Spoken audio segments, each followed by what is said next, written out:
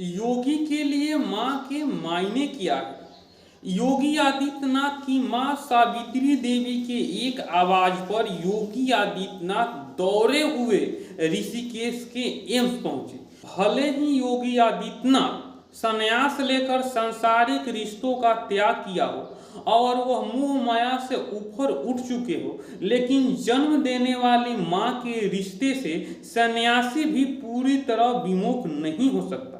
माँ तो माँ होती है। माँ के एक आवाज पर योगी आदित्यनाथ ऋषिकेश के एम्स पहुंचे। योगी आदित्यनाथ अपनी माँ सावित्री देवी से पूरे 2 साल बाद मिले। उन्होंने 775 दिनों बाद और 110 हफ्तों बाद मिले। 18,600 घंटों और 11,16,000 मिनटों के बाद अपनी माँ से एम्स में मुलाकात की, लेकिन वह केवल 30 मिनट की थी। और 30 मिनट की जो मुलाकात थी उसमें जब तक अपने माँ के पास रहे, अपने माँ के हाथ पकड़े हुए थे। उनके माँ के आंखों में इन्फेक्शन हुआ है और उसके कारण उनके माँ की आंखों में काला चश्मा था, लेकिन कुछ देर बाद चश्मा को हटा दिया गया और योगी आदित्यनाथ अपनी माँ से मुलाकात की। योगी आदित्यनाथ अब पूरे यूपी के मुख्यमंत्री है और इन जैसे करोड़ों माँ को वो देखते हैं। इसीलिए यह मुलाकात केवल 30 मिनट की हुई, क्योंकि वह इतने बड़े सूबे के मुख्यमंत्री।